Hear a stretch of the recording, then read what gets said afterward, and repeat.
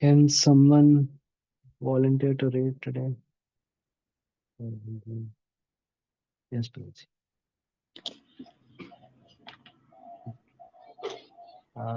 Yeah, I'll let you know. First, I'll explain this diagram. Yes, Prabhu. So there are Baldev Debushan, like Krishna is talking in the verse, I am ham sarvasya prabho. So Krishna is the origin of everything. In that sense, Krishna is the cause of everything. So there are two types of causes. This can be understood in one of the explanations is like there is material cause, and there is efficient cause, or you can say instrumental cause. Like for making a pot, clay is the material cause, and the instrument cause is the potter wheel, or efficient cause, it is also called. Upadan karan and nimitta karan. So uh, if you take the creation, then the five gross and three subtle elements like uh, land, water, fire, air, ether. These are the gross elements and three subtle elements, mind, intelligence, and ego. So these are the material cause. Like everything in the creation is made of these things. And the efficient cause is the material energy, which and time factor, which assembles all these things into different substances and different forms, everything. But if you see, Krishna is the origin of both. Krishna is the one who supplies these elements, and Krishna is also the material energy, is also the energy of Krishna. We studied in 9th chapter and all, Maya Dakshina Prakriti, etc. So in that way, uh, you can say how Krishna is the source of everything. That is one way. So this, what is discussed here is the Sambandha Gyan. Aham sarvasya prabho mattas sarvam pravartate. So this importance of Sambandha Gyan, it is important. The more we get convinced in it, the more we will be determined in doing our devotional service. So I'll read something from Shuddha Bhakti Chintamani by Shivram Maharaj on Sambandha Gyan. Yes, Project can read Sambandha Gyan. Sambandha Gyan comprises knowledge of four subjects: the Supreme Lord, the living entities, the material world, and their interrelationships. Abhideya is the means the living entities use to practically apply that knowledge, and Prayojan, the perfection of devotional activities, refers to pure love of God and how it is shared between the living entities and the Lord. Sri Chaitanya Charitamrita, Adi Leela 7.146 purport. To acquire knowledge of relationship is the primary duty of every Vaishnava, and in fulfilling this duty, it is best not to forget or underestimate the importance of studying Srila Prabhupada's books. Transcendental knowledge is like the weapon a well trained soldier takes to the battlefield. In the absence of such a knowledge, a soldier faces certain defeat at enemy's hands. Similarly, unless devotees are sufficiently educated in Sambandha Gyan, their efforts on the battlefield of devotional activities will surely meet with setbacks or downfall. Srila Prabhupada certainly emphasized that knowledge of relationship is a prerequisite for advancing in devotional service as well as for preaching Krishna consciousness, but he did not say that one has to become a scholar to be his disciple. The simple hearted devotee can receive transcendental knowledge by hearing from realized souls and by purely chanting the Hare Krishna Mahamantra. For example, Srila Prabhupada said, even if you do not read the books, simply if you take part in these three things, chanting, dancing, and taking part in eating the prasadam, your life will gradually progress in spiritual advancement of life. Then someday will come that you will understand what is Krishna. And as soon as you understand Krishna, then after leaving this body, you go back to home, back to Godhead. Rath Yatra Lecture, London, 13 July 1972.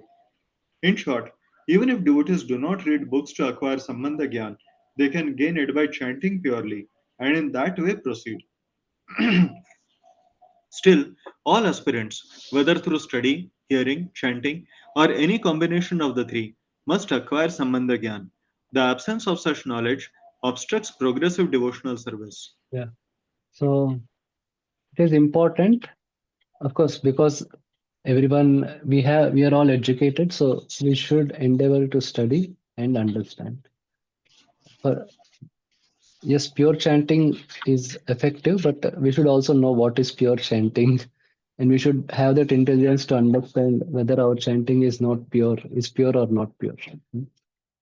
Otherwise, we may in ignorance assume that our chanting is pure and may neglect studying Prabhupada books, etc. And that can cause problems. Yes, the Sambandh again, what is described here is like Krishna is the source of everything, and that is important.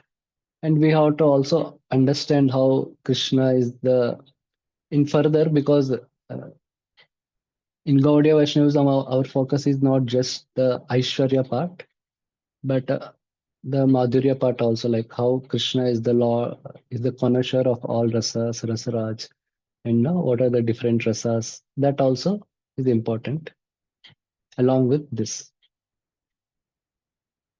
Because in Bhagavad Gita, mainly the Aishwarya Bhakti is described, so only this thing is emphasized. But we also focus, or rather, we need to focus more on the Madhurya part also. Like, yeah, if you see, like, if for a new, uh, when somebody is very new to Krishna consciousness, they may be just chanting because not to get prasad. Like those who are from voice or something, they may know like to because every day boys chant because so that they'll get prasad at the end. So that is the sambandha is very primitive, or it's more like a materialistic in some way. Then as they hear and all, then at least they develop faith in devotees. So at least they understand, okay, devotees are very knowledgeable. So let me at least follow because they are telling, so let me chant. And that is okay, good. But more is as they hear more and more, then they begin to understand. They do some surveys and all, slowly purification will happen. Then they understand, okay, Krishna is not different from his holy name, and holy name is the means to attain Krishna. So they will get some understanding and some realization also, some experiences in chanting. They feel really more Krishna conscious after chanting. So then they will have some experience during kirtan or japa. So then that conviction will be more. So the way they chant with some conviction, the reciprocation also will be different. So that way, the more we have sambandha, the more better abhideya we can do. So next shloka talks about the abhideya. Of course, this is at a very ideal level. Macchitta madgata prana bodhayanta parasparam मच्चित्तामद्गता प्राणा बोधयन्त परस्परम् कथयन्तश्च मां नित्यं तुष्यन्ति च रमन्ति च. कथयन्तश्च मां नित्यं तुष्यन्ति च रमन्ति च Translation: The thoughts of my pure devotees dwell in me. Their lives are fully devoted to my service, and they derive great satisfaction and bliss from always enlightening one another and conversing about me. So, three things are talked. First, let's read from the purport. Yes, project and Pure devotees, whose characteristics are mentioned here, engage themselves fully in the transcendental loving service of the Lord. Their minds cannot be diverted from the lotus feet of Krishna. Their talks are solely on the transcendental subjects. The symptoms of the pure devotees are described in this verse specifically. Devotees of the Supreme Lord are 24 hours daily engaged in glorifying the qualities and pastimes of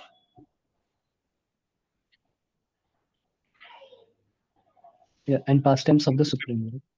their hearts and souls are constantly submerged in Krishna and they take pleasure in discussing him with other devotees. Yeah, so three things. The pure devotees, they are constantly engaged and they are engaged with heartfully they are engaged, and they take pleasure in doing devotional service. So these are the three characteristics. Okay. Yes, Praj. In the preliminary stage of devotional service, they relish the transcendental pleasure from the service itself, and in the mature stage, they are actually situated in love of God. Once situated in the transcendental position, they can relish the highest perfection which is exhibited by the Lord in his abode. Lord Chaitanya likens transcendental devotional service to the sowing of a seed in the heart of the living entity. There are innumerable living entities traveling throughout the different planets of the universe, and out of them, there are a few who are fortunate enough to meet a pure devotee and get the chance to understand devotional service. This devotional service is just like a seed, and if it is sown in the heart of a living entity, and if he goes on hearing and chanting Hare Krishna, Krishna Krishna, Hare Hare, Hare Rama, Rama Rama, Hare Hare, that seed fructifies, just as the seed of a tree fructifies with regular watering. The spiritual plant of devotional service gradually grows and grows until it penetrates the covering of the material universe and enters into the Brahmajyoti effulgence in the spiritual sky. In the spiritual sky, also that plant continues more and more, con- plant grows more and more un- until it reaches the highest planet, which is called Golok Vrindavan, the supreme planet of Krishna. Ultimately, the plant takes shelter under the lotus feet of Krishna and rests there. Gradually, as a plant grows fruits and flowers, that plant of devotional service also produces fruits, and the watering process in the form of chanting and hearing goes on. This plant of devotional service is fully described in the Chaitanya Charitamrita Madhya Lila, chapter 19. It is explained there that when the complete plant takes shelter under the lotus feet of the Supreme Lord, when he becomes fully absorbed in love of God, then he cannot live even for a moment without being in contact with the Supreme Lord, just as a fish cannot live without water. In such a state, the devotee actually attains the transcendental qualities in contact with the Supreme Lord. The Srimad Bhagavatam is also full of such narrations about the relationship between the Supreme Lord and his devotees. Therefore, the Srimad Bhagavatam is very dear to the devotees. As stated in the Bhagavatam itself, 12.13.18, Srimad Bhagavatam Purana Mamalam Yad Vaishnavanam Priyam. In this narration, there is nothing about material activities, economic development, sense gratification, or liberation. Srimad Bhagavatam is the only narration in which the transcendental nature of the Supreme Lord and his devotees is fully described. Thus, the realized souls in Krishna consciousness take continual pleasure in hearing such transcendental literatures, just as a young boy and girl take pleasure in association. This thing Baldev Debushan gives last analogy. Yes. Yes, so initially there may be in a particular anga of bhakti. So some may like hearing, some may like kirtan, so some may like serving. So one may have particular attraction to a particular anga, and then eventually, as one advances, that attraction will be transferred to Krishna. So this state is ruchi, where one has a very concentrated attraction to a particular anga of bhakti, and in the asakti stage, one is more attracted to Krishna, means the form of Krishna, the activities of Krishna, like that. So that's what, of course, it can also happen to a sadhaka. So one may have attraction to doing kirtan, some may like to hear, and hearing also, some may like katha, some may like more some tattva. That also there are some different varieties. And this first is like sowing the seed of devotion. Sowing the seed of devotion means when one receives the knowledge of Krishna from Guru. So that initial faith develops. And as one grows it by watering. Watering is through the process of chanting and hearing. So then the faith intensifies and one does bhajan, and slowly the creeper grows, means faith grows, and ultimately it reaches the goal of it.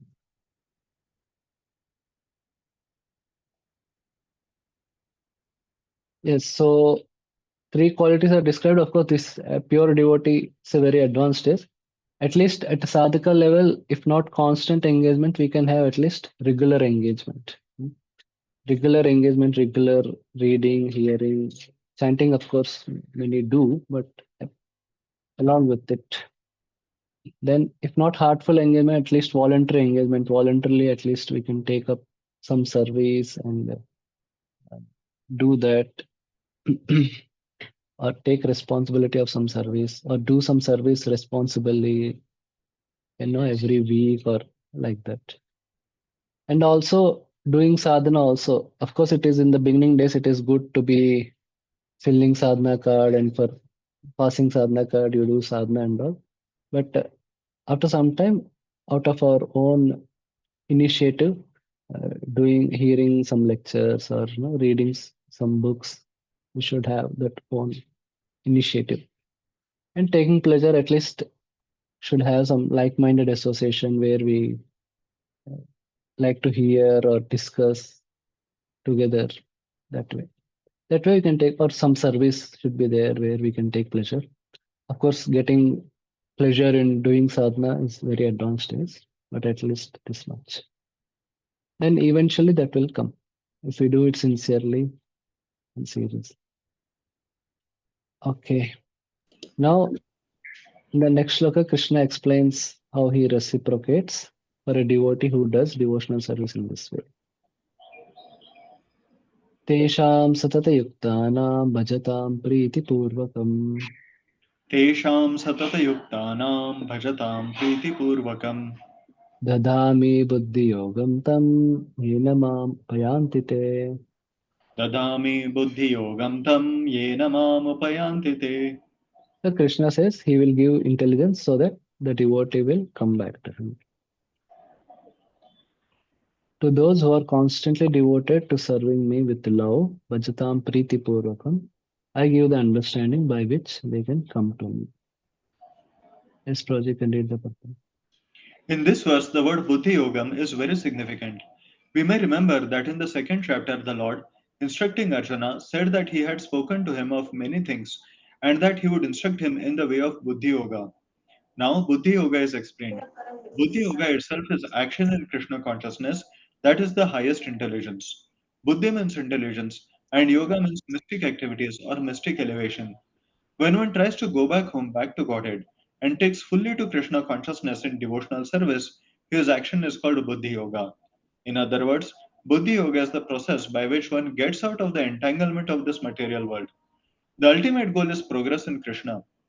The ultimate goal of progress is Krishna. People do not know this. Therefore, the association of devotees of and a bona fide spiritual master are important. One should know that the goal is Krishna, and when the goal is assigned, then the path is slowly but progressively traversed, and the ultimate goal is achieved.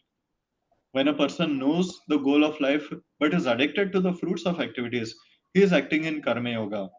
When he knows that the goal is Krishna, but he takes pleasure in mental speculations to understand Krishna, he is acting in Jnana Yoga.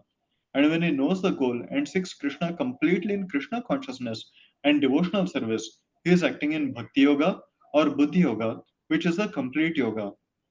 This complete yoga is the highest perfectional stage of life. A person may have a bona fide spiritual master and may be attached to a spiritual organization, but if he is still not intelligent enough to make progress, then Krishna from within gives him instructions so that he may ultimately come to him without difficulty. The qualification is that a person always engage himself in Krishna consciousness and with love and devotion render all kinds of services. He should perform some sort of work for Krishna, and that work should be with love. If a Mm. devotee is not intelligent enough to make progress on the path of self realization, but is sincere and devoted to the activities of devotional service, the Lord gives him a chance to make progress and ultimately attain to Him. Yeah.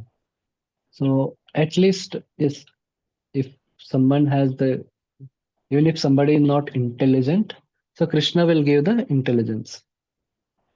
But of course, if somebody is intelligent, then they should make effort and engage that intelligence in understanding Krishna. But if somebody is not also, but if they sincerely do some service, then uh, then Krishna will give the intelligence. Like we see uh, the Brahmana who was not able to recite Gita properly in Srirangam, but he's sincerely trying. Then, but he got purified and he developed the love for Krishna. He's getting ecstasy, though he's not reciting properly, but he's getting ecstasy while reciting Gita. And he also got darshan of Chaitanya Mahaprabhu. So, like that. So at least he should perform some sort of work for Krishna, and that should be with love. Yeah, it may not be love to Krishna, but that will not be there so much. But at least love for the spiritual master, love for the devotees, etc. Or love for previous acharyas, whatever. Yeah.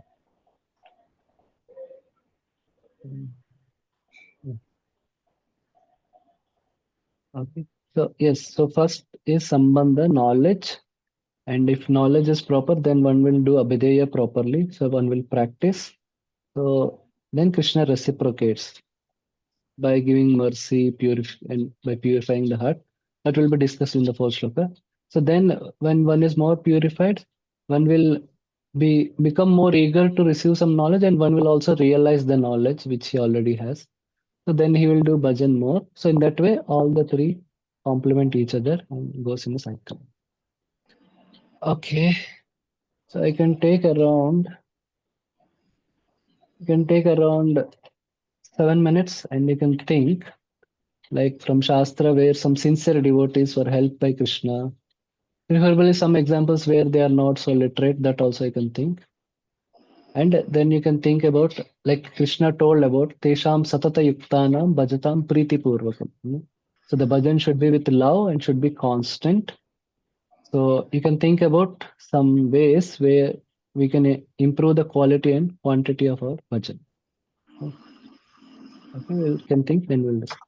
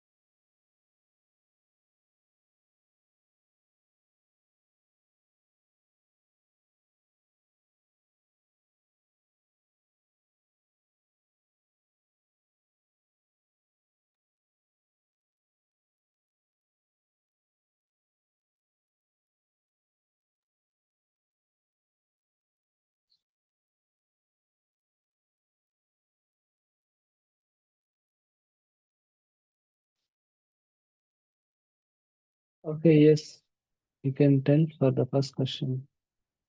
Okay, Yushraj Prabhu. Hare Krishna Prabhuji. So I have different example from different Vaishnava Sampradaya.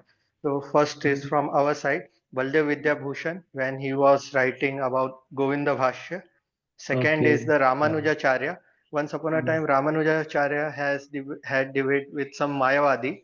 So mhm. he was very strong actually. That Mayavadi was very strong. Okay, okay. So Lord Ranganath came into a dream of the Ramanujacharya and he said, "You have to read your, yeah, I think Yamunacharya's book, which Mm, is Maya Vatshata Khandanam. So you mm, have to read it, then you will give the answer." And mm, third is Vadiraja Tirtha. mm, Actually, in the Pandharpur, he has one debate with some Mayavadi.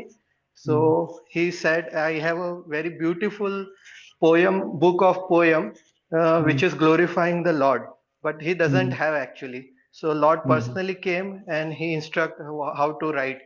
And one more example is Jayadev Goswami.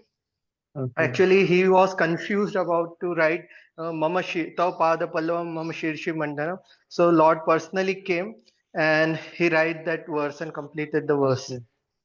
Okay, okay. Yes, yes, yes. Thank you. Nice examples. Okay, anyone else?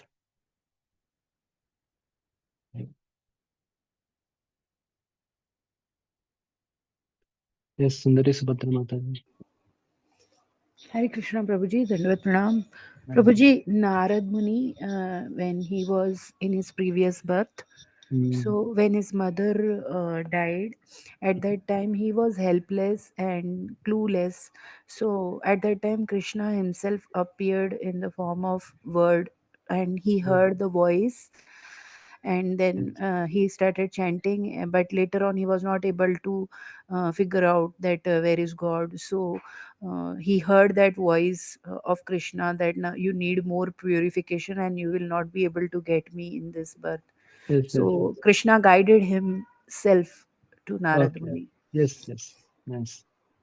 Okay. Anyone Hare else? Krishna Prabhuji. Ah, yes, Hare yes, Krishna bro. Prabhuji. Ah, yes, bro, you can tell. Prabhuji, this is the way a sincere soul is brought to the lotus feet of the Lord. Like when Narad Muni was a young boy, her mother Mm, was when she was doing some work, no? Grinding mm, the wheat or something. So she mm, was bitten by a snake, and mm, there was no other person was there to take mm, care. Like he becomes completely dependent on Krishna, and this is the way. And the purport is written in the Bhagavatam. This is the mm. way the Lord brings the sincere soul to His lotus feet. Okay. Yes, yes. Okay, nice. Okay. Thank you, Next. Prabhuji. Okay. Anyone else? Okay.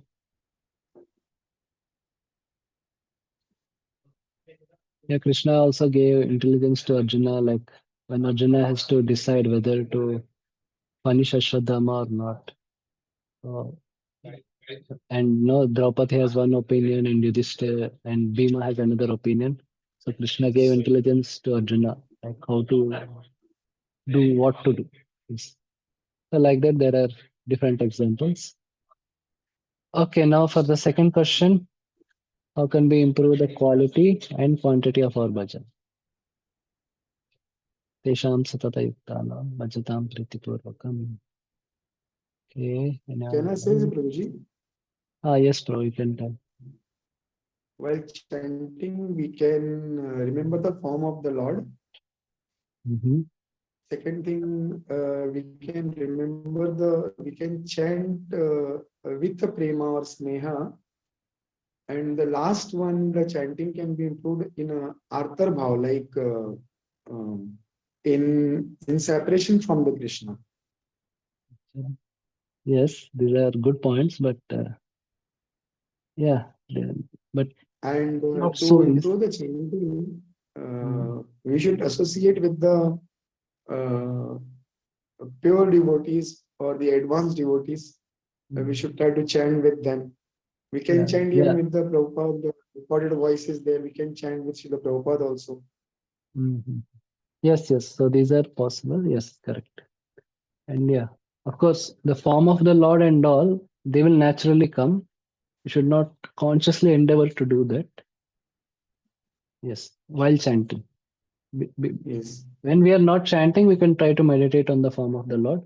And yes, if the Lord is merciful and if we are purified, then it will naturally come. Yes. Okay. Yes. Yes, Shastri, want to tell?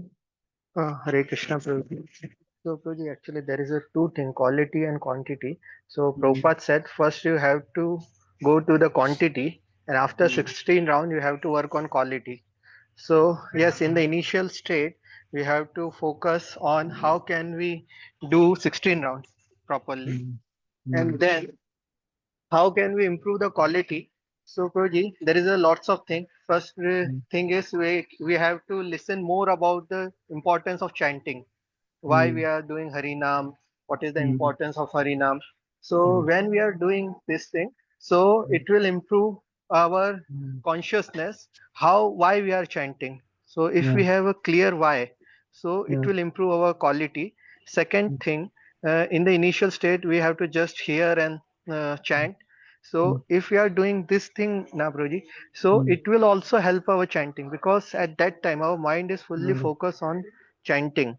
mm, And the third thing, actually the problem is sometime while chanting, mm. we go to the some mechanical way. We are just chanting, but Yeah. it's just a mechanical counting like a machine. So Mm, once upon a time, Radhanath Swami Maharaj said, actually, we have to know why we are chanting. So Krishna Prabhu mm, said in his lecture, we have to mm, stop at that time and we have to remember and we have to mm, meditate why we are chanting about the form mm, of Lord. We can recite even Vaishnava's song and mm. this thing, Guruji. Hare Krishna. Yes, yes, yes, nice. Thank you. Okay. Anyone else? Yes. We have Okay. to, Prabhuji, can I say one line Ah, or one statement? yes, yes.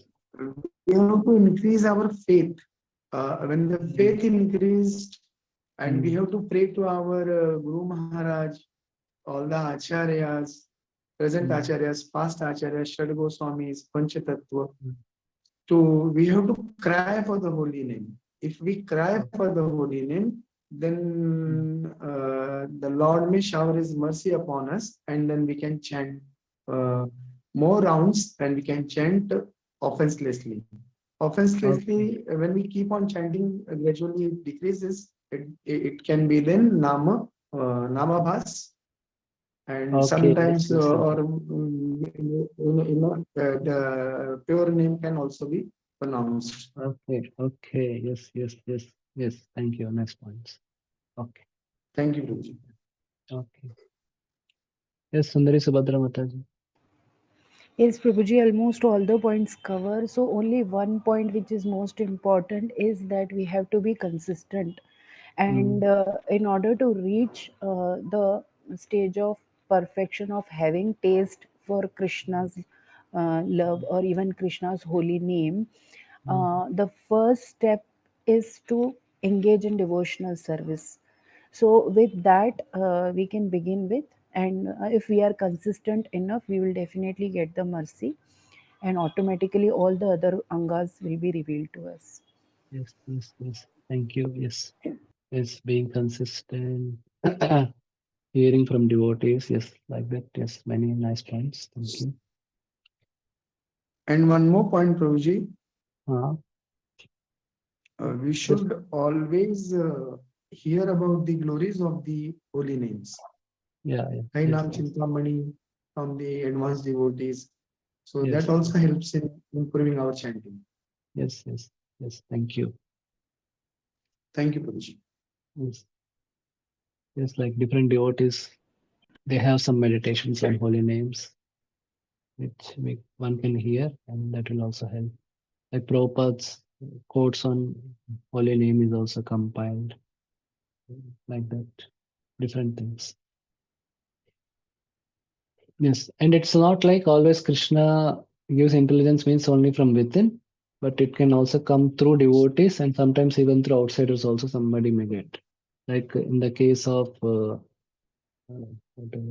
name, yeah, so that prostitute Chintamani, she tells that if only you have that much love towards Krishna, you could have become a very nice devotee.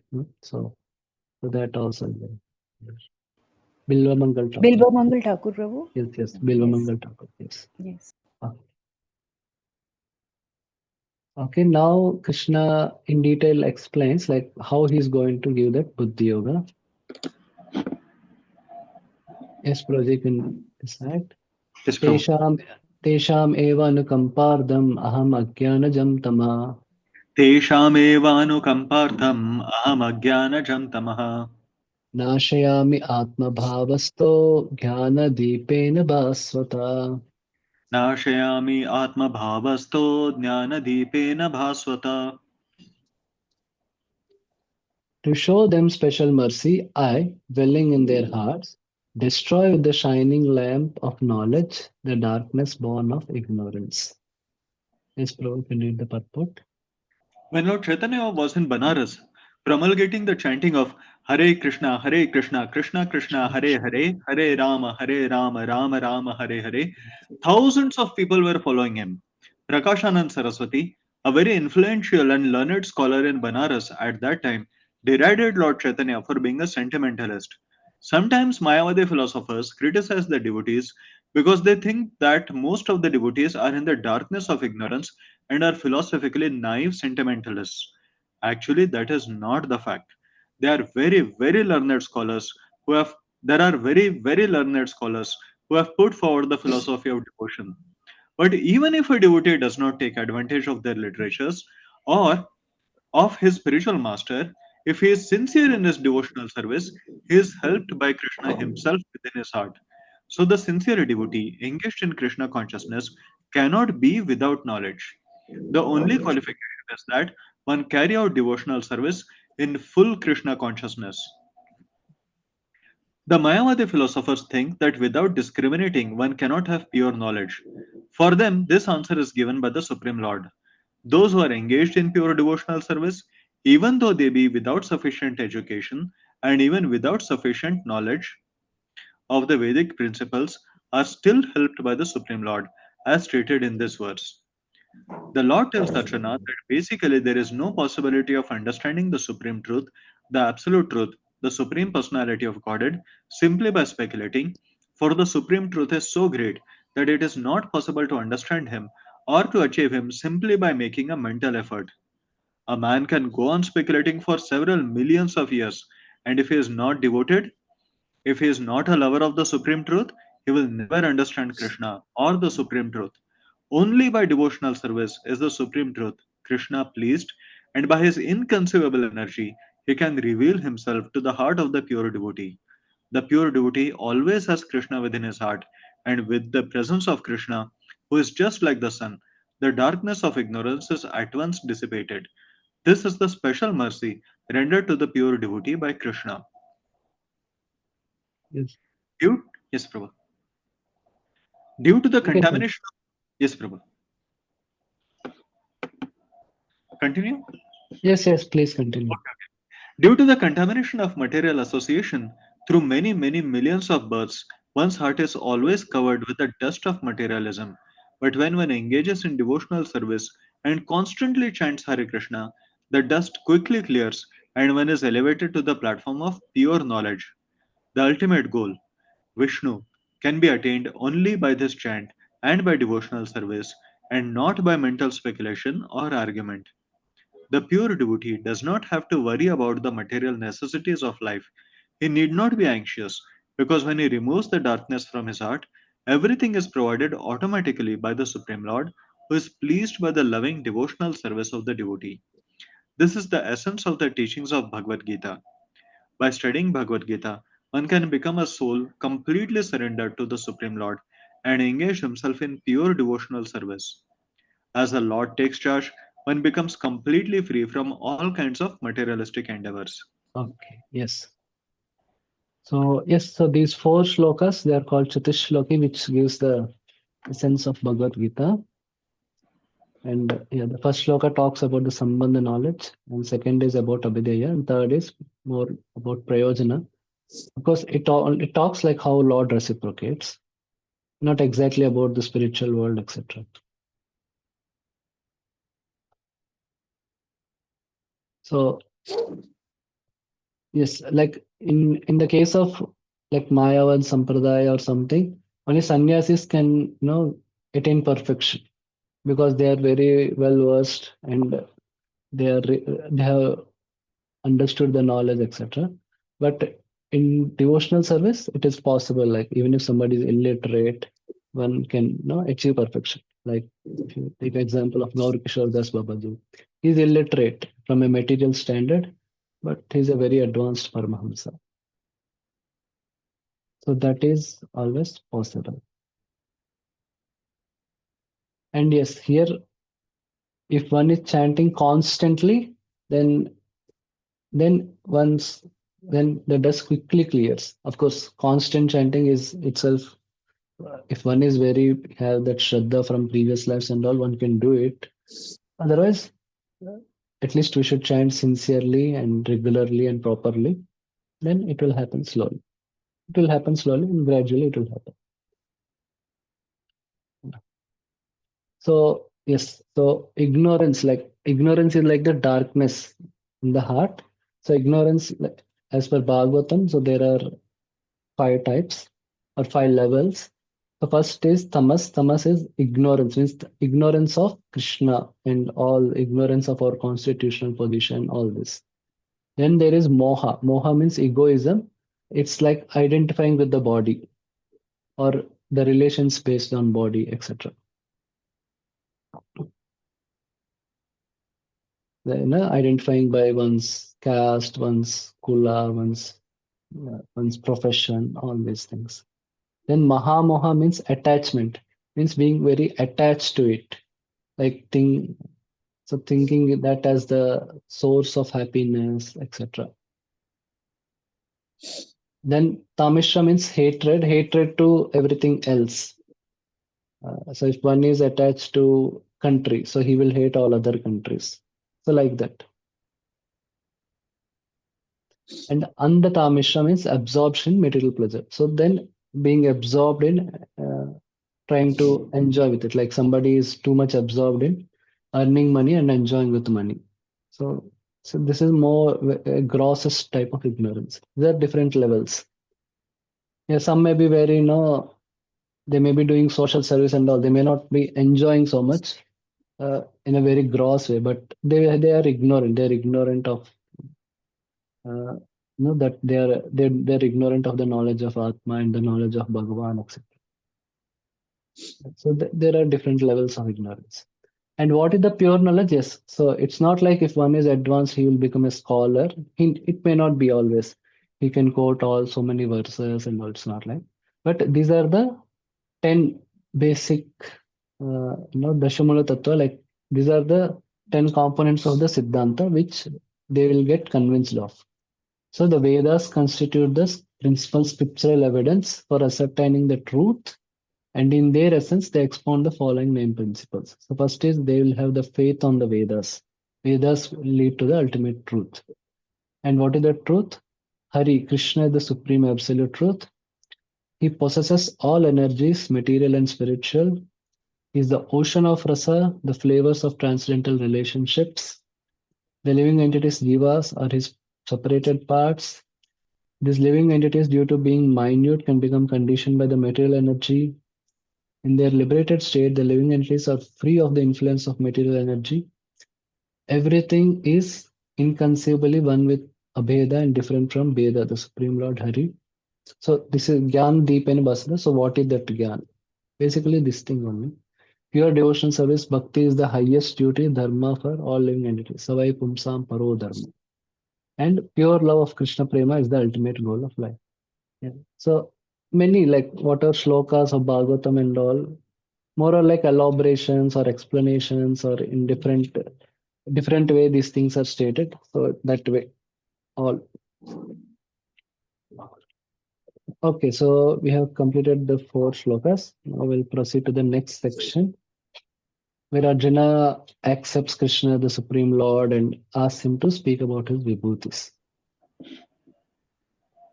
Arjuna Uvacha Arjuna Uvacha Param Brahma Param Dhama Pavitram Paramam Bhavan Param Brahma Param Dhama Pavitram Paramam Bhavan Purusham Shashwatam Divyam Adidevamajam Vibhum Purusham Shashwatam Divyam Adidevamajam Vibhum Ahostvam Rishayas Sarve Devarshir Naradas Ahustam Rishaya Sarve Devarshir Naradas Asito Devalo Vyasa Swayam Chaiva Bravishime. Asito Devalo Vyasa Swayam Chaiva Bravishime. Yeah, so the first shloka contains different attributes about Krishna, and the second is how different personalities Krishna himself told, Arjuna told, and different other personalities also told. Arjuna said, "You are the supreme personality of Godhead, the ultimate abode, the purest, the absolute truth. You are the eternal, transcendental, original person, the unborn, the greatest. All the great sages, such as Narada, Asita, Devala, and Vyasa, confirm this truth about you, and now you yourself are declaring it to me." Yes. Yes, Proji, you can read. In these two verses, the Supreme Lord gives a chance to Mayavadi philosophers, for here it is clear that the Supreme is different from the individual soul. Arjuna, after hearing the essential four verses of Bhagavad Gita 10.8 to 11 in this chapter, becomes completely free from all doubts and accepted Krishna as the Supreme Personality of Godhead. He at once boldly declares, "You are Param Brahma, the Supreme Personality of Godhead." And previously, Krishna stated that he is the originator of everything and everyone. Every demigod and every human being is dependent on him. Men and demigods, out of ignorance, think that they are absolute and independent of the Supreme Personality of Godhead. That ignorance is removed perfectly by the discharge of devotional service. This has already been explained in the previous verse by the Lord. Now, by his grace, Arjuna is accepting him as the supreme truth in concordance with the Vedic injunction. It is not that because Krishna is Arjuna's intimate friend, Arjuna is flattering him by calling him the supreme personality of Godhead, the absolute truth. Whatever Arjuna says in these two verses is confirmed by Vedic truth. Vedic injunctions affirm that only one who takes to devotional service to the Supreme Lord can understand him, whereas others cannot. Each and every word of this verse spoken by Arjuna is confirmed by Vedic injunction. In the Kena Upanishad, it is stated that the Supreme Brahman is the rest for everything, and Krishna has already explained that everything is resting on him. The Mundaka Upanishad confirms that the Supreme Lord, in whom everything is resting, can be realized only by those who engage constantly in thinking of him. This constant thinking of Krishna is Smaranam, one of the methods of devotional service. It is only by devotional service to Krishna that one can understand his position and get rid of this material body. In the Vedas, the Supreme Lord is accepted as the purest of the pure. One who understands that Krishna is the purest of the pure can become purified from all sinful activities. One cannot be disinfected from sinful activities unless he surrenders unto the Supreme Lord. Arjuna's acceptance of Krishna as the supreme pure complies with the injunctions of the Vedic literature. This is also confirmed by great personalities, of whom Narada is the chief. Krishna is the supreme personality of Godhead, and one should always meditate upon him and enjoy one's transcendental relationship with him. He is the supreme existence. He is free from bodily needs, birth, and death. Not only does Arjuna confirm this, but all the Vedic literatures, the Puranas, and histories.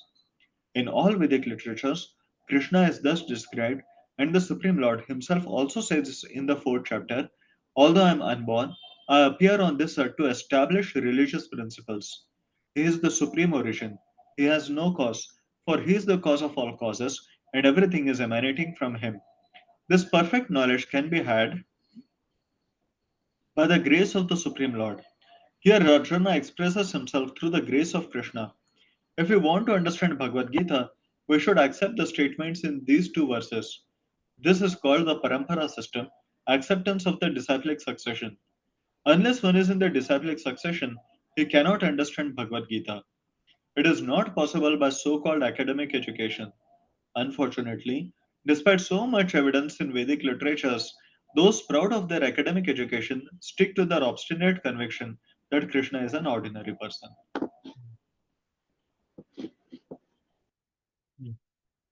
So initially, Arjuna says Krishna is Param Brahma, Param Dhamma. Like Upanishads say about how Krishna is the Supreme Brahman and Param Dhamma, like Krishna is the basis of everything. Like Krishna only earlier told, Aham Sarvasya Prabho Matta Sarvam Pravartate. And Pavitram, like Krishna is no purified because he cannot be touched by sin. We have studied like in 7th chapter, Krishna is beyond the three modes.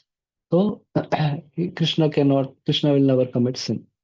And Paramam Bhavan, Purusham Shashvatam Divyam. So this we saw in the 8th chapter and all, like how he's eternal, but he's all and also transcendental.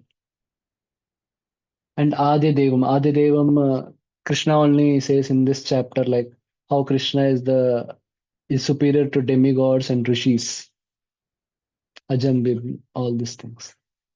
And it's not Arjuna is saying to flatter Krishna, but this is also confirmed by all the sages and also the Vedic literature. And Krishna himself also told, like in the 4th chapter, Krishna says uh, that you are my friend and I am the Supreme Lord. I went to this world by my own energy, by my own will. So that shloka he says. So Krishna in Bhagavad Gita itself, he also told. So that way, Arjuna accepts the Krishna as the Supreme Lord in this verse.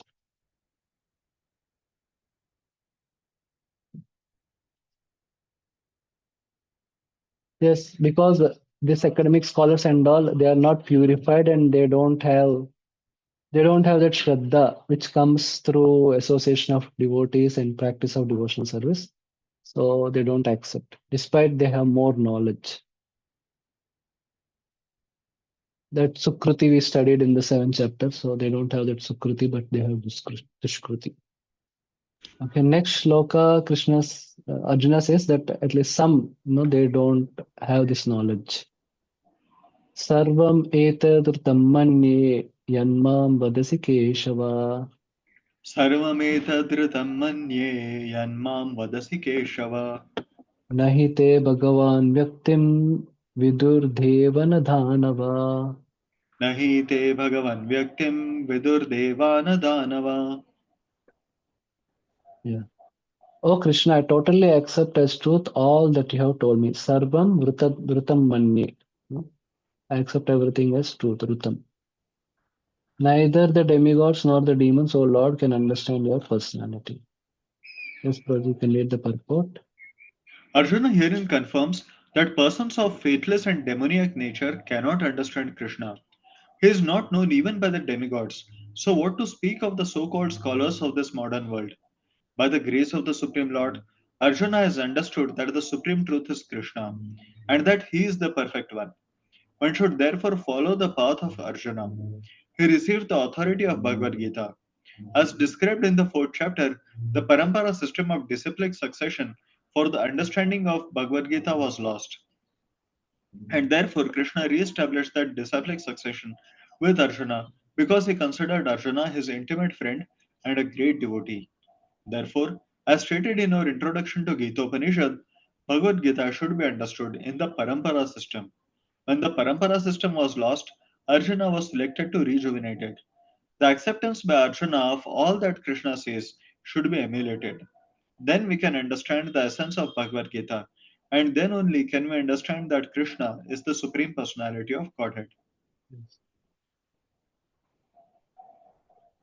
This parampara system is very important. Otherwise, let's say if we only have the Gita press, Bhagavad Gita with some translations, we cannot make out actually what is the message of the Gita, what is the conclusion of the Gita, all these things. So unless we have, because of the purports by our acharyas and Srila Prabhupada, we could understand it and we could also understand how the Bhagavad Gita is flowing, what is the intention of Krishna behind speaking this verse, that verse, all these things could understand with the help of our acharyas. Okay, you can take some around 3 minutes and think of some examples of demigods who did not regard Krishna as God, and some demons.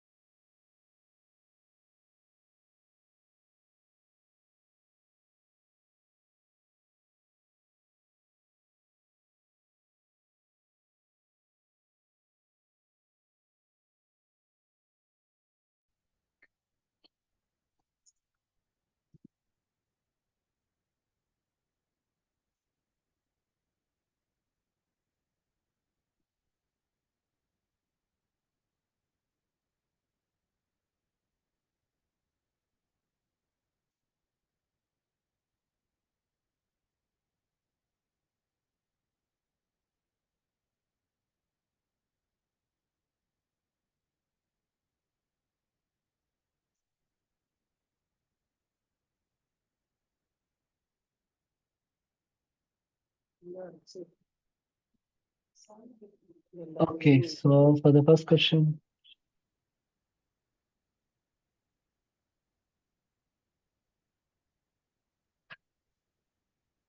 Can I demigods. answer, Prabhuji? Yes, bro. Brahmaji could not understand. Brahmaji in Brahma Vimondi Leela. Yes, yes, Indra yes. could not understand. Yes, yes, yes. And the Yeah, fine, fine. Brahmanas. Yes, fine. We'll take from others. Thank you. Okay, Prabhuji. Okay. Thank you, Prabhuji. Yes, Mataji can tell some words about the Mataji. Yes, Prabhu, the same two examples, Indra from Okay. Govardhan Leela and Brahma from Brahma Vimohan Leela. Okay, yes, fine. Yes. Indra, it happens twice also. Okay. Now, examples of demons not regarding Krishna as God. Yes, of course, the definition is like that, but some incidents of demons not Prabhuji, one more regarding example. Krishna as Can you God. give? Sorry to interrupt you, Prabhuji. For Can the one first more one, example can you give? for the first one, Yeah. for the first one, yes, you can give. The Brahmanas whom Krishna Balaram asked for the food, they were preparing for Okay, Krishna and okay, Balaram. Brahmins put okay, the Patni they gave, but the Brahmanas could not identify that they are the Supreme Personality of Godhead. okay. Yes, yes, yes. Thank you, thank you. Thank you, Prabhuji. Thank you. Uh, Yes, for demons not regarding Krishna as God. இல்ல போயிட்டு திரும்ப வந்தாரு வந்துட்டு யாரும் முத்து பாண்டி அடி முத்துப்பாண்டிக்கு அடி கையோட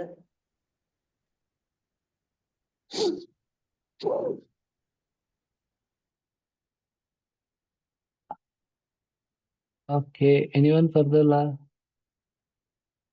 demons not regarding Krishna as God? Hare Krishna, Prabhuji. Ah, So, Prabhuji, Hiranyakashyap and Ravan also, like mm, Ravan, he never he accepted God's energy, but he never mm, accepted Krishna as the supreme personality. And even with Shivji, they say he was a Shiv Bhakta, but because he mm, got defeated by him, that's mm, why he accepted his supremacy. Otherwise, he was not accepting that also. mm. So, Yes, yes, yes, yes. Yeah, he considered Lord Ram as a human being. yes. Yes, and we have also okay, yes, Raj Prabhu. Hare Krishna, Prabhuji. So, Prabhuji, Yes. Kansa, actually, Mm, he himself said in Mahabharata, he mm, said Krishna may be a Mayavi, but he not be a mm, god. mm. Yeah, yes. So like Duryodhan also he tried to arrest Krishna. Consider. Yes. So all these examples are there. Okay. Okay. Well, proceed.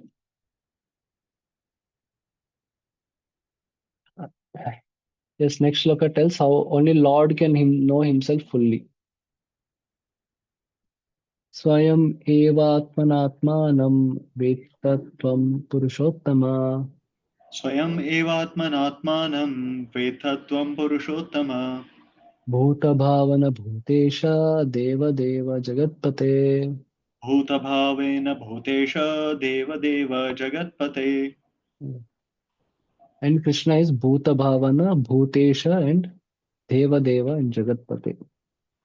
Indeed, you alone know yourself by your own internal potency, O Supreme Person, origin of all, Lord of all beings, God of gods, Lord of the universe. Yes, bro, purport. The Supreme Lord, Krishna, can be known by persons who are in a relationship with him through the discharge of devotional service, like Arjuna and his followers. Persons of demonic or atheistic mentality cannot know Krishna. Mental speculators that leads one Mental speculation that leads one away from the Supreme Lord is a serious sin, and one who does not know Krishna should not try to comment on Bhagavad Gita. Bhagavad Gita is the statement of Krishna, and since it is the science of Krishna, it should be understood from Krishna as Arjuna understood it. It should not be received from atheistic persons. As stated in Srimad Bhagavatam 1.2.11, Vadanti tat tattvavidas tattvam yajnanam advayam brahmeti paramatmeti bhagavaniti shabdate. The supreme truth is realized in three aspects as impersonal Brahman, localized Paramatma, and at last the supreme personality of Godhead. So, at the last stage of understanding the absolute truth, one comes to the supreme personality of Godhead. A common man or even a liberated man who has realized impersonal Brahman or localized Paramatma may not understand God's personality. Such men, therefore, may endeavor to understand the Supreme Person from the verses of Bhagavad Gita, which are being spoken by this person, Krishna. Sometimes the impersonalists accept Krishna as Bhagavan or they accept his authority. Yet many liberated persons cannot understand Krishna as Purushottam, the Supreme Person. Therefore, Arjuna addresses him as Purushottama. Yet, one still may not understand that Krishna is the father of all living entities. Therefore, Arjuna addresses him as Bhuta Bhavana. And if one comes to know him as the father of all living entities, still one may not know him as the supreme controller. Therefore, he is addressed here as Bhutesha, the supreme controller of everyone. And even if one knows Krishna as the supreme controller of all living entities, still one may not know that he is the origin of all the demigods. Therefore, he is addressed herein as Deva Deva, the worshipful god of all the demigods. And even if one knows him as the worshipful god of all the demigods, one may not know that he is the supreme proprietor of everything. Therefore, he is addressed as Jagatpati. Thus, the truth about Krishna is established in this verse by the realization of Arjuna, and we should follow in the footsteps of Arjuna to understand Krishna as he is. Yes. So progressively, Arjuna clarified for each question and clarified how Krishna is superior to everything. Yes. Yeah, someone may create something, but he may not be able to maintain it, but Krishna creates also and maintains the universe, maintains the living entities, etc. Yeah. Now again, to Arjuna asks Krishna to explain some more vibhutis. Vaktum arhasi aseshena divya hi atma vibhutaya वक्तुम् अर्हसि अशेषेण दिव्या हि आत्मविभूतयः याभिर्विभूतिभिर्लोकान् imam stvam vyapya tishtasi. याभिर्विभूतिभिर्लोकान् इमां त्वां व्यापतिष्ठसि. Please tell me in detail of your divine opulences by which you pervade all these worlds. So, yeah, Lord pervades throughout this world, so that vibhutis, so how the external manifestations of Lord in the whole world. So that's what Arjuna is asking. Yes, bro, you can read the purport. Yes, Prabhu. In this verse, it appears that Arjuna is already satisfied by his understanding of the Supreme Personality of Godhead, Krishna. By Krishna's grace, Arjuna has personal experience, intelligence, and knowledge, and whatever else a person may have. And through all these agencies, he has understood Krishna to be the Supreme Personality of Godhead, for whom there is no doubt. Yet he is asking Krishna to explain his all pervading nature. People in general, and the impersonalists in particular, concern themselves mainly with the all pervading nature of the Supreme. So Arjuna is asking Krishna how he exists in his all pervading aspect through his different energies. One should know that this is being asked by Arjuna on behalf of the common people. Yeah. So here Prabhupada is writing, Arjuna has personal experience, intelligence, and knowledge. And through all these agencies, he understood Krishna. Yeah. So knowledge is Shastra. Intelligence is, let's say, using some logic based on the Shastra. That how Krishna is the most loving person, because Krishna is the supremely powerful and Krishna is supremely loving. So that way he can, like somebody may be loving, but he may, if does not, if he's not all powerful, he cannot exhibit that love. So that way you can say how Krishna, through intelligence, through contemplation based on Shastra, basically, and personal experience. So that is realization of Krishna. So that will come when one becomes more and more advanced at advanced stages. Of course, even now also we have some understanding of how it purifies our consciousness and all, but further also. Like Prabhupada said, like how why we accept Krishna as God.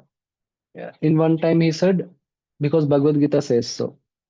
But again, another time he told, if we chant Hare Krishna, you yourself will come to know it. So ultimately, one should also have this personal experience. We should desire for that at least. Okay.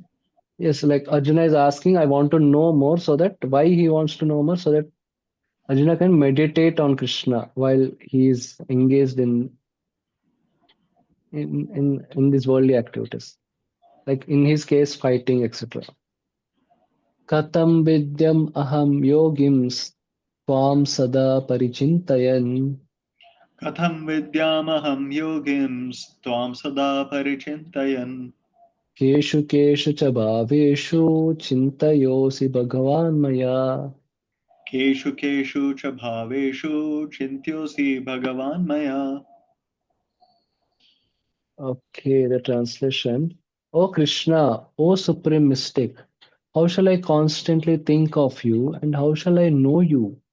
In what various forms are you to be remembered, O supreme personality of Godhead? Yes, you can read purport. As it is stated in the previous chapter, the Supreme Personality of Godhead is covered by his Yoga Maya. Only surrendered souls and devotees can see him. Now Arjuna is convinced that his friend Krishna is the Supreme Godhead, but he wants to know the general process by which the all pervading Lord can be understood by the common man. Common men, including the demons and atheists, cannot know Krishna because he is guarded by his Yoga Maya energy. Again, these questions are asked by Arjuna for their benefit. The superior devotee is concerned not only for his own understanding but for the understanding of all mankind. So Archana, out of his mercy, because he is a Vaishnava, a devotee, is opening for the common man the understanding of the all pervasiveness of the Supreme Lord. He addresses Krishna specifically as Yogin because Sri Krishna is the master of the Yogamaya energy by which he is covered and uncovered to the common man. The common man who has no love for Krishna cannot always think of Krishna, therefore, he has to think materially. Arjuna is considering the mode of thinking of the materialistic persons of this world. The word keshu keshu cha bhaveshu refer to material nature. The word bhava means physical things. Because materialists cannot understand Krishna spiritually, they are advised to concentrate the mind on physical things and try to see how Krishna is manifested by physical representations. Yes.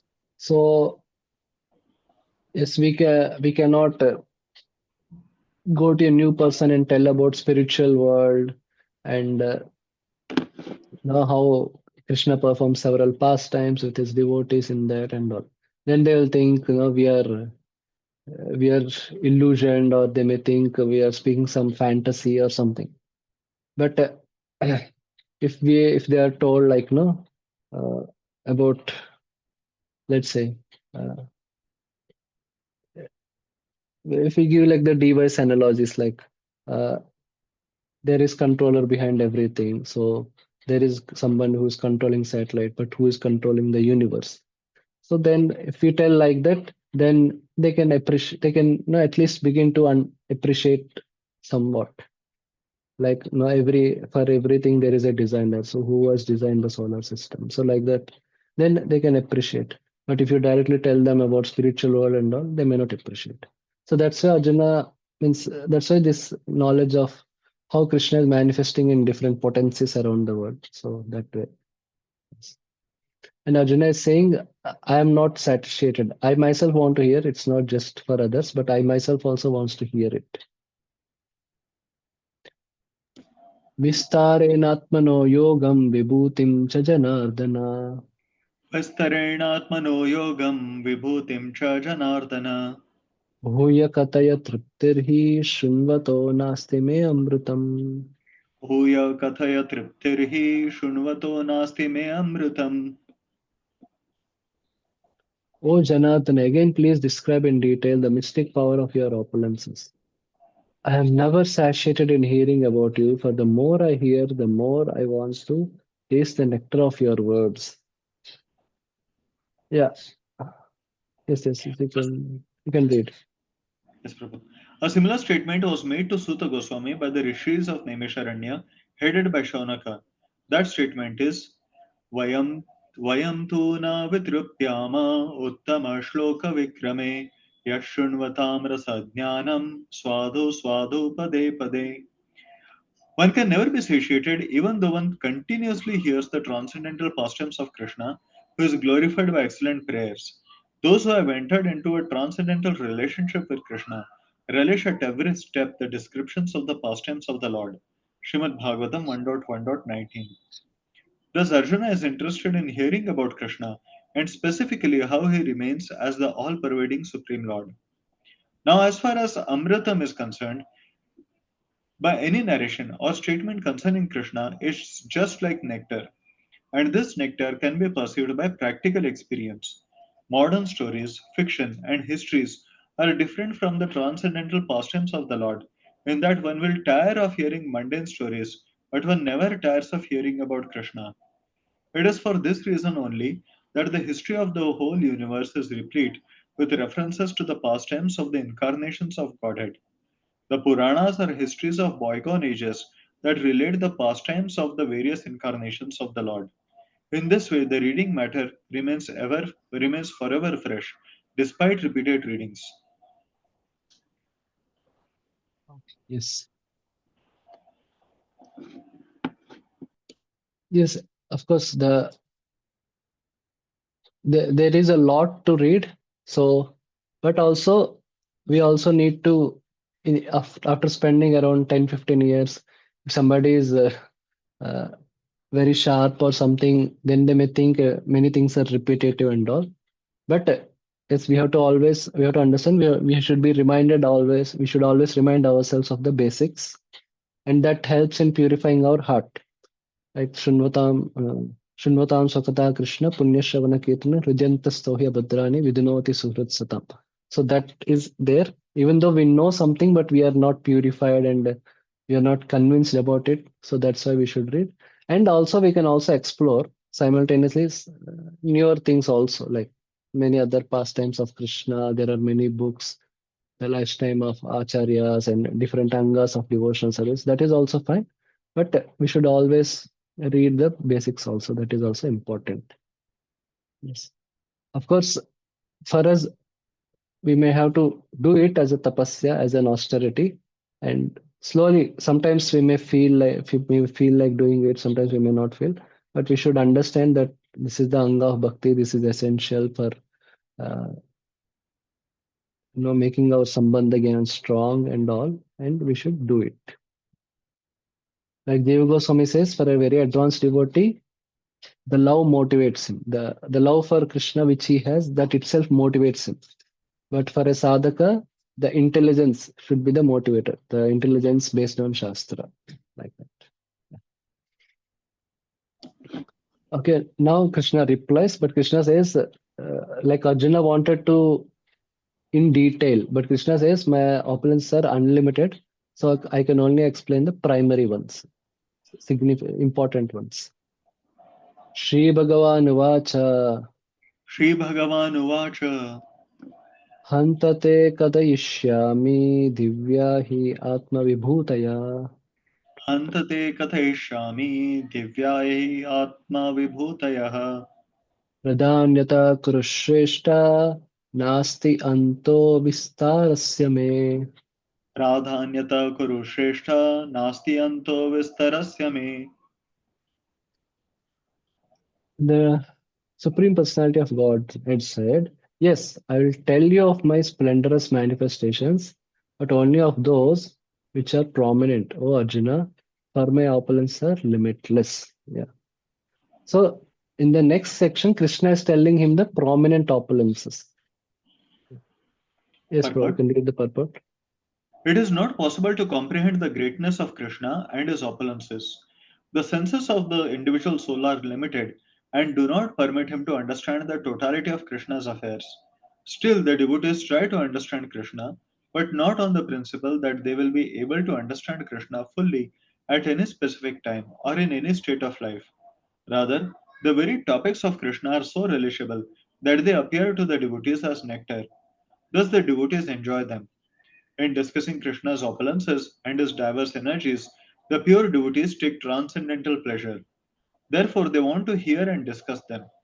Krishna knows that living entities do not understand the extent of his opulences. He therefore agrees to state only the principal manifestations of his different energies.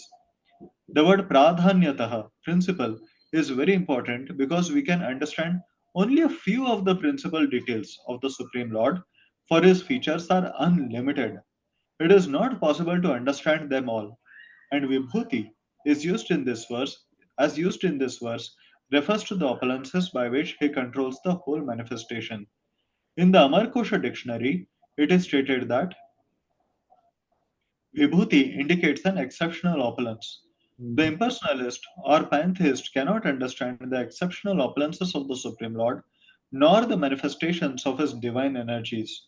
Both in the material world and in the spiritual world, his energies are distributed in every variety of manifestation. Now, Krishna is describing what can be directly perceived by the common man. Thus, part of his variegated energy is described in this way. Yeah. So, like, if if you take example of an adult person, of a working professional, he may talk many things about him with his family, with his spouse, with his parents, and they may be interested to hear about all those things. They may give a lot of time and all. But let's say if he has to go to an interview, so then the interviewer only wants to know about some specific things which actually matter for the interviewer. So, okay, what are your professional achievements, where you studied, all the where what is your experience, specific things. Similarly, a common person only can relate to some prominent things in the world. So that's why Krishna also is explaining how through his prominent opulences. So that a common man also can appreciate. Like a devotee may be interested in anything and everything about Krishna, but a common man, he's little specific. He has some specific attachments and attractions. So Krishna is trying to explain through means of those things here. That is called vibhuti, of course. Yeah, Baladev Devbhushan also, of course, the same thing. Okay, now Krishna is starting, but initially Krishna is telling how he is the cause of all the vibhutis also. Ahamatma Gudakesha Sarvabhut Bhutasya Sthita Bhutashya Sthita. Aham Atma Gudakesha Sarvabhutashaya Sthita. Aham Adischa Madhyam Cha Bhutanam Anta Eva Cha. Aham Adischa Madhyam Cha Bhutanam Anta Eva Cha. I am the super soul, O Arjuna, seated in the hearts of all living entities. I am the beginning, the middle, and the end of all beings. Purport. In this verse, Arjuna is addressed as Gudakesha, which means one who has conquered the darkness of sleep. For those who are sleeping in the darkness of ignorance, it is not possible to understand how the Supreme Personality of Godhead manifests himself in various ways in the material and spiritual worlds. Thus, this address by Krishna to Arjuna is significant. Because Arjuna is above such darkness, the personality of Godhead agrees to describe his various opulences. Krishna first informs Arjuna that he is the soul of the entire cosmic manifestation by dint of his primary expansion. Before the material creation, the Supreme Lord, by his plenary expansion, accepts the Purusha incarnations, and from him everything begins. Therefore, he is Atma, the soul of the Mahat Tattva, the universal elements. The total material energy is not the cause of the creation. Actually, Mahavishnu enters into the Mahat Tattva, the total material energy. He is the soul. When Mahavishnu enters into the manifested universes, he again manifests himself as the supersoul in each and every entity. We have experienced that the personal body of the living entity exists due to the presence of the spiritual spark. Without the existence of the spiritual spark, the body cannot develop. Similarly, the material manifestation cannot develop unless the Supreme Soul, Krishna, enters. As stated in the Subala Upanishad, प्रकृतियादि सर्वभूतान्तर्यामी सर्वशेषी च नारायणः. The Supreme Personality of Godhead is existing as the Supersoul in all manifested universes. The three Purusha avatars are described in Srimad Bhagavatam. They are also described in the Narada Pancharatra, one of the Satvata Tantra. Vishnustu Trini Rupani Purushakyani Atho Vidu. The Supreme Personality of Godhead manifests three features as Karanodakshai Vishnu, Garbhodakshai Vishnu, and Kshirodakshai Vishnu. In this material manifestation, the Mahavishnu or Karanodakshai Vishnu is described in the Brahma Samhita 5.47. Yah Karanarnava Jale Bhajati Smayoga Nidram. The Supreme Lord, Krishna, the cause of all causes, lies down in the cosmic ocean as Mahavishnu. Therefore, the Supreme Personality of Godhead is the beginning of this universe, the maintainer of the universal manifestations, and the end of all energy. Okay, just a moment.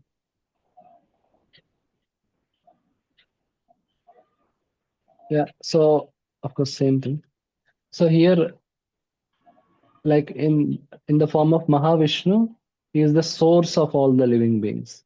And also at the secondary source, he is in like Garbhodaksha Vishnu. And as Kshirodaksha Vishnu, he maintains all the living entities. As Paramatma, he fulfills their desires and no, uh, so he approves whatever their desires. He does not approve based on the qualification of the jiva, etc. And then again, at the at time of destruction, all the jivas again go back into him, either in form of Garbhodaksha Vishnu for partial annihilation, and as into Mahavishnu as uh, complete annihilation. So that way, uh, Krishna is the origin, maintainer, and end of all the living beings. That way. Yeah. Now Krishna is starting to speak in terms of the worldly things. Adityanam aham Vishnur Jyotisham Ravir Amshuman Adityanamaham Vishnur Jyotisam Raviram Shuman Marichir Marutam Asmi Nakshatranam aham Shashi. Marishirmarutamasmi Nakshatranam Aham Shashi. Of the Adityas, I am Vishnu. I am the radiant sun. Of lights, I am the radiant sun. Of the Maruts, I am Marichi. And among the stars, I am the moon. Yes. Purport. There are 12 Adityas, of which Krishna is the principal. Among all the luminaries shining in the sky, the sun is the chief, and in the Brahma Samhita, the sun is accepted as the glowing eye of the Supreme Lord. There are 50 varieties of wind blowing in space, and of these winds, the controlling deity, Marichi, represents Krishna. Among the stars, the moon is the most prominent at night, and thus the moon represents Krishna. It appears from this verse that the moon is one of the stars. Therefore, the stars that twinkle in the sky also reflect the light of the sun. The theory that there are many suns within the universe is not accepted by Vedic literature. The sun is one, and as by the reflection of the sun the moon illuminates, so also do the stars. Since Bhagavad Gita indicates herein that the moon is one of the stars, the twinkling stars are not suns but are similar to the moon. Yeah, they have a different definition of what is a star. Like the science has a different definition, and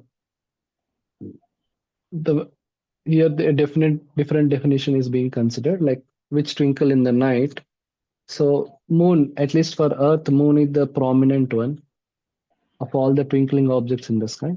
So and also moon is considered as the husband of all the nakshatras. Prominent 27 nakshatras are there. So that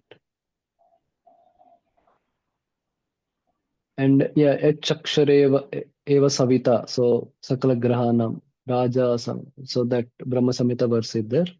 So as per that also.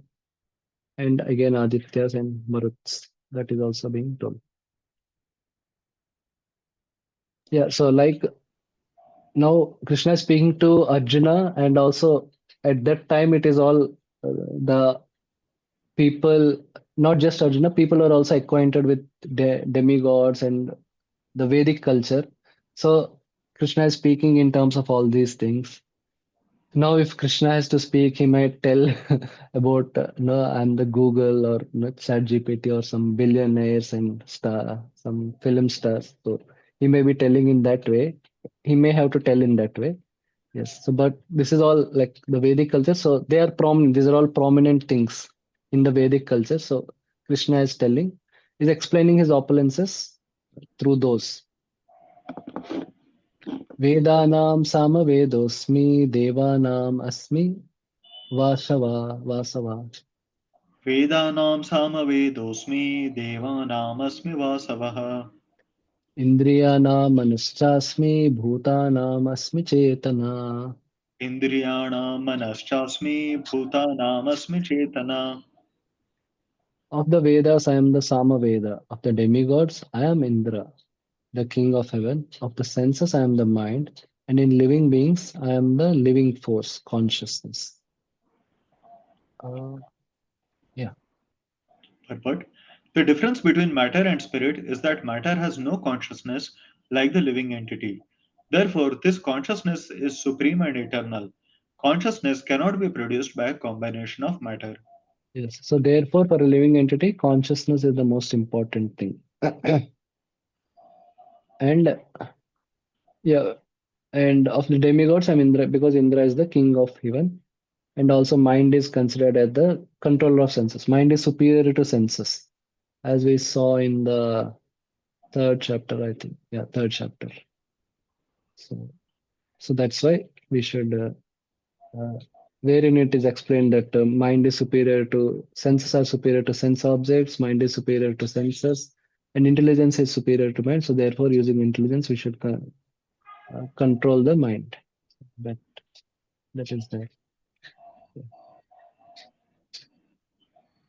रुद्राणां शङ्करश्चास्मि वित्तेषो यक्षराक्षसां Rudra, वसूनां Pavak yes, yes, yes, please.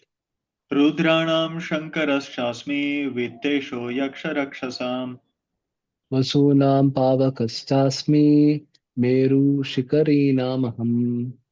Vasunam Pavakaschasmi Meru Shikharinamaham. Yes, of all the Rudras, I am Lord Shiva. The Yakshas and Rakshasas, I am the Lord of Wealth Kubera. Of the Vasus, I am fire, Agni, and of mountains, I am Meru. There are 11 Rudras, of whom Shankara, Lord Shiva, is predominant. He is the incarnation of the Supreme Lord, in charge of the mode of ignorance in the universe. The leader of Yakshas and Rakshasas is Kuvera, the master treasurer of the demigods, and he is a representation of the Supreme Lord. Meru is a mountain famed for its rich natural resources. Yes. So here we see in the pastime of Dhruva Maharaj, where the Kubera is the like when Dhruva Maharaj attacks Yakshas because one of them killed his brother Uttama. So then Kubera comes and talks to him, and that what you're doing is not fair. It's very disproportionate reaction, etc. He talks to him. So that's why Kubera is the king of them. Yes. Okay. Next. पुरोदशं च मुख्यं मां विद्धि Partha बृहस्पतिम् Purodasam cha mukhyam mam vidhi partha brihaspatim. सेनानीम् अहं स्कन्द सरसाम् अस्मि सागरा. Senaninamaham skanda sagaram sarasamasmi sagaraha.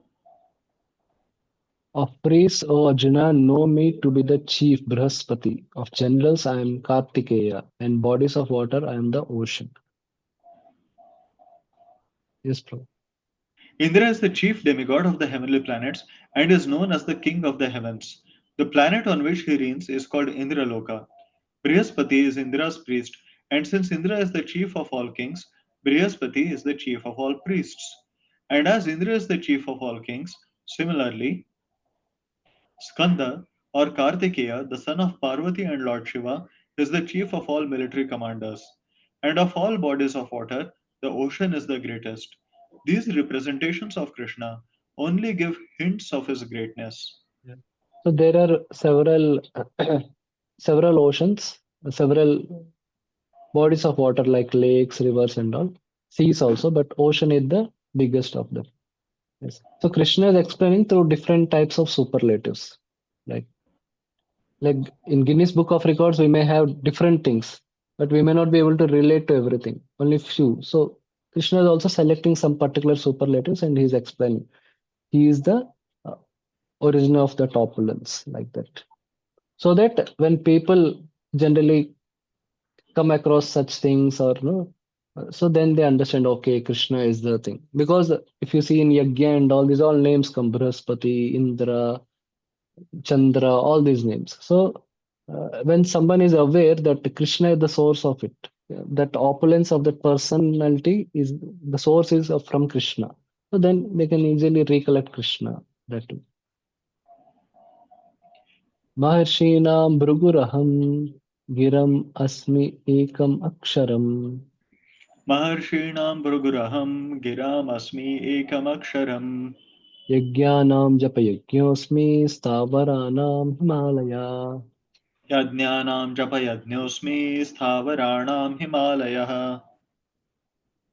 Of the great sages, I am Bhrigu. Of vibrations, I am the transcendental Om. Of sacrifices, I am the chanting of the holy name, Japa. And of immovable things, I am the Himalayas. Purport: Brahma, the first living creature within the universe, created several suns for the propagation of various kinds of species. Among these suns, Bhrigu is the most powerful sage. Of all the transcendental vibrations, Omkar represents Krishna. Of all sacrifices, the chanting of Hare Krishna, Krishna Krishna, Hare Hare, Hare Rama, Rama Rama, Hare Hare is the purest representation of Krishna. Sometimes animal sacrifices are recommended, but the sacrifice of Hare Krishna, but in the sacrifice of Hare Krishna, there is no question of violence. It is the simplest and the purest. Whatever is sublime in the worlds is a representation of Krishna. Therefore, the Himalayas, the greatest mountains in the world, also represent him. The mountain named Meru was mentioned in a previous verse, but Meru is sometimes movable, whereas the Himalayas are never movable. Thus, the Himalayas are greater than Meru. Yeah. Okay. Yes, it is in a different realm. Meru is there, but Himalayas are in the earth. And yes, Himalayas are the highest mountain range now also. And Om is it's a Pranava. It is called Pranava, and it is prevalent in all the mantras. It is there everywhere. Okay. Ashwatta sarva vrikshanam devarshinam च Narada Ashwatha sarva vrikshanam devarshinaam cha naradaha गन्धर्वाणां चित्ररथा सिद्धानां कपिलो मुनि. Gandharvanam chitrarataha siddhanam kapilo munihi. Of all the trees, I am the banyan tree, and of the sages among the demigods, I am Narada. The Gandharvas, I am Chitraratha, and among perfected beings, I am the sage Kapila. Papat. The banyan tree, Ashwatha, is one of the highest and most beautiful trees, and people in India often worship it as one of their daily morning rituals. Amongst the demigods, they also worship Narada, who is considered the greatest devotee in the universe. Thus, he is the representation of Krishna as a devotee. The Gandharva planet is filled with entities who sing beautifully, and among them, the best singer is Chitraratha. Amongst the perfect beings, living entities, Kapila, the son of Devahuti, is a representative of Krishna. He is considered an incarnation of Krishna, and his philosophy is mentioned in the Srimad Bhagavatam. Later on, another Kapila became famous, but his philosophy was atheistic. Thus, there is a gulf of difference between them. Yeah. So yes, now people, of course, now people don't worship regularly because banyan trees are hardly there in current urban settings. But yeah, in temples, banyan trees one may find. And this Chitraratha in Mahabharata, like Chitraratha only imprisons Duryodhana. Uh, yes. So once Arjuna and Chitraratha they fight, and Arjuna defeats Chitraratha, and then Chitraratha advises Arjuna, no, that you all should have a spiritual master. So then they approach to Asita, Dhaumya Rishi. Daumya, yes. So then they approach Daumya Rishi. So like that, that pastime also happens. Okay.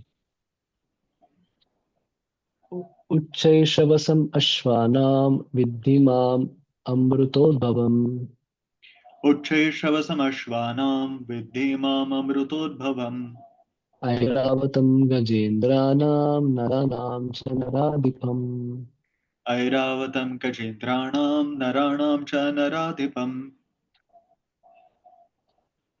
Of horses know me to be Uchchaishava, produced during the churning of the ocean for nectar. Of lordly elephants I am Airavata, and among men I am the monarch. Purport. The devotee demigods and the demons, Asuras, one, once took part in churning the sea. From the churning, nectar and poison were produced, and Lord Shiva drank the poison. From the nectar were produced many entities, of which there was a horse named Uchchaishrava.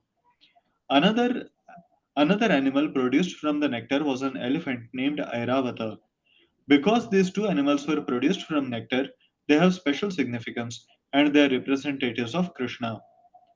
Among the human beings, the king is the representative of Krishna because Krishna is the maintainer of the universe, and the kings, who are appointed on account of their godly qualifications, are maintainers of their kingdoms. Kings like Maharaj Yudhishthir, Maharaj Parikshit, and Lord Ram were all highly righteous kings who always thought of the citizens' welfare. In Vedic literature, the king is considered to be the representative of God. In this age, however, with the corruption of the principles of religion, monarchy decayed and is now finally abolished. It is to be understood that in the past, however, people were more happy under righteous kings. Yes. So yes, basically Krishna is telling different superlatives and indicating how he is the origin of that opulence. The same thing we can also see some superlatives which are more relevant in this world, and Krishna is indeed the Krishna is also the source of those opulences also. Now instead of monarch, it could be a prime minister or like that different things one can see for oneself. Okay, yeah, three more verses will take. Yeah, maybe one, two will take. आयुधानामहं वज्रं धेनूनामस्मि Kamadhuk Ayudhanam aham vajram dhenunam kamadhuk. प्रजानश्चास्मि Kandarpa सर्पानामस्मि Vasuki. Prajanas chasmi kandarpa sarpanam vasuki. Of weapons, I am the thunderbolt. Among cows, I am the Surabhi. Of causes for procreation, I am Kandarpa, the god of love. And of serpents, I am Vasuki. Purport. The thunderbolt, indeed a mighty weapon, represents Krishna's power. In Krishna Loka, in the spiritual sky, there are cows which can be milked at any time, and they give as much milk as one likes. Of course, such cows do not exist in this material world, but there is mention of them in Krishna Loka. The Lord keeps many such cows, which are called Surabhi. It is stated that the Lord is engaged in herding the Surabhi cows. Kandarpa is the sex desire for presenting good sons. Therefore, Kandarpa is the representative of Krishna. Sometimes sex is engaged in only for sense gratification. Such sex does not represent Krishna. But sex for the generation of good children is called Kandarpa and represents Krishna. Krishna also said in the seventh chapter, Dharma viruddha kamosmi bharatarshan. Yeah. Okay, next we'll take from the next class. Okay, any questions on what we discussed till now? On Chatishloki and these things? Okay, if there are no questions, we'll stop here. Thank you very much. Srila Prabhupada ki jai, Srimad Bhagavad Gita ki jai. Thank you. On Thank you. Jai Hare Krishna. Thank you very much, Guruji. Thank you.